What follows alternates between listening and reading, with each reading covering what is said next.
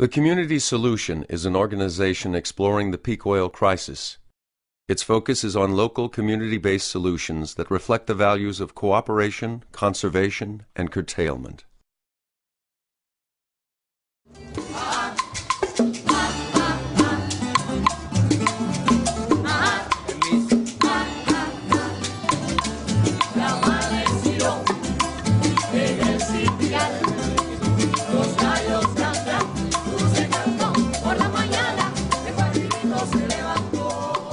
The breakup of the Soviet Union in the early 1990s created a major economic crisis in Cuba known as the Special Period.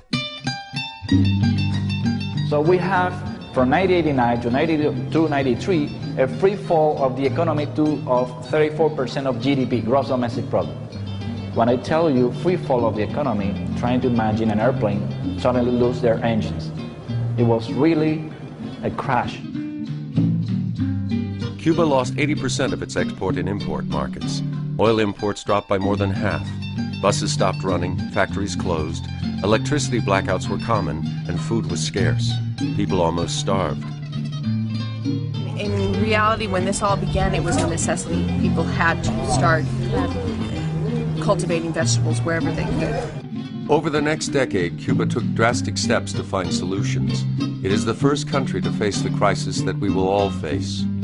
The peak oil crisis.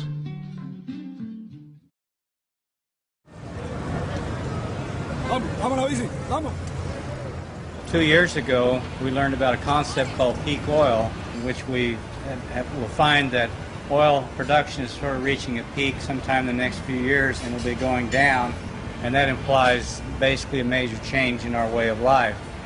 And what we've discovered is that Cuba, because their own artificial peak oil was imposed on them when the Soviet Union collapsed, is actually a model for what's going to take place in the rest of the world. So we wanted to see if we can capture what is it in the Cuban people and the Cuban culture that allow to go through this very difficult time without competing over scarce resources. And we think Cuba has a lot to show the world about how to deal with energy adversity, which I think we'll all be facing.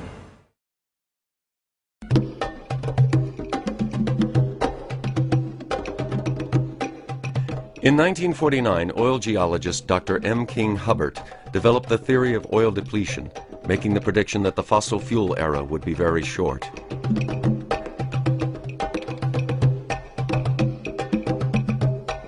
In 1956, he forecasted that American oil production in the continental 48 states would reach peak production in 1970. Production did peak that year, as he predicted. In 1974, Hubbert testified to a Senate subcommittee warning of the dangers of declining fossil fuels in an exponential growth culture. The U.S. oil peak in 1970, combined with a crisis in the Middle East, led to severe oil shortages and an economic crisis in the country. Americans experienced record high interest rates, long gas lines, the highest gasoline prices in history, recession, and a declining stock market. Government films were produced explaining the problem. We were caught by surprise with a crisis that could recur and recur unless the entire country recognized the dangers of a quite real energy shortage. Our industrial progress and economic growth was fired by what many seemed to look on as endless energy. But warning signs were there.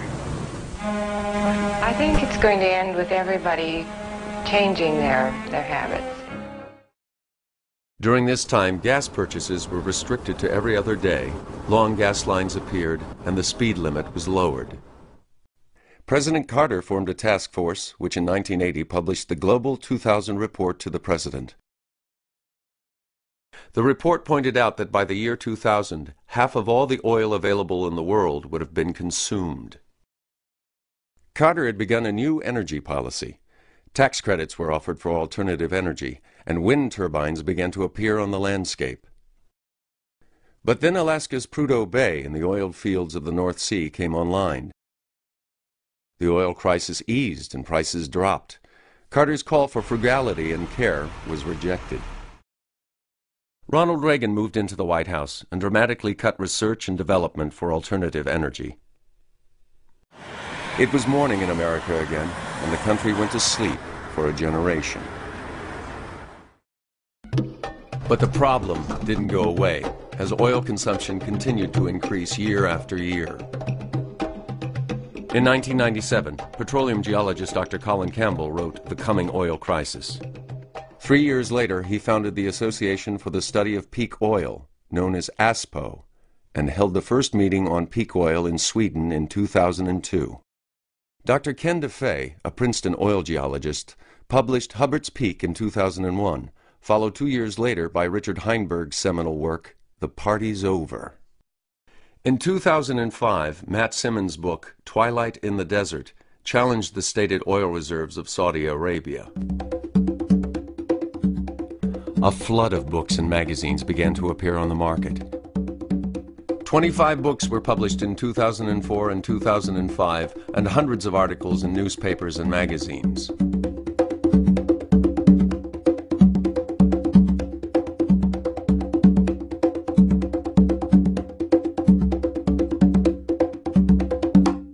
The long sleep of the 80s and 90s is coming to an end, and with no more preparation than in 1970, global peak oil is arriving.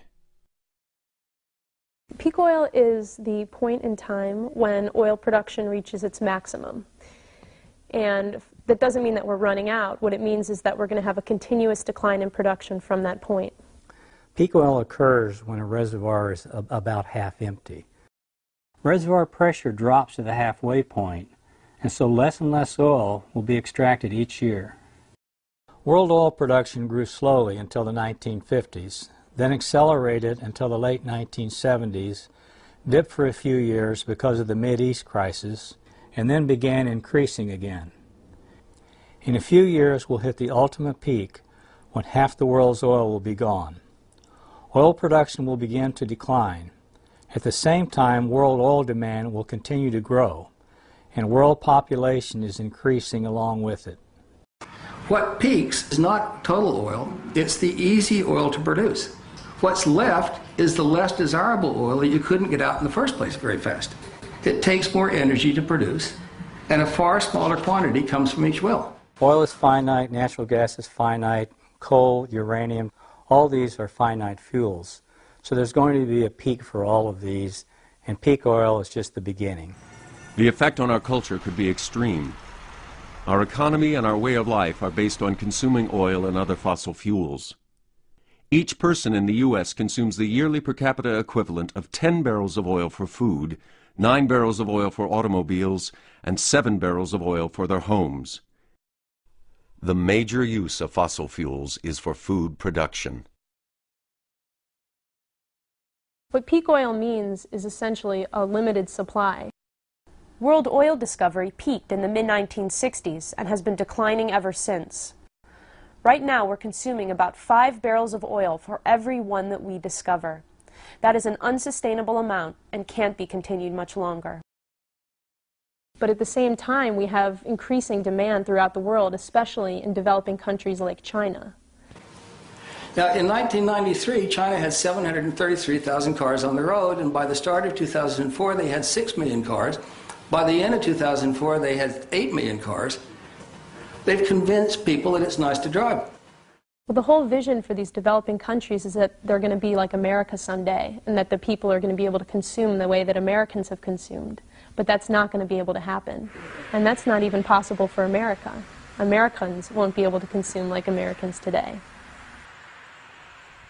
Peak oil is unprecedented. We've never become dependent on fossil fuels before in human history, and we've never experienced a peak in fossil fuel production. So we're flying blind as a global community. And so we need examples. We need some sort of laboratory experiment where we can run this and see, you know, what's the best way to do it, what's not so good, and so on. And Cuba provides us with that, because Cuba has already undergone a kind of energy famine.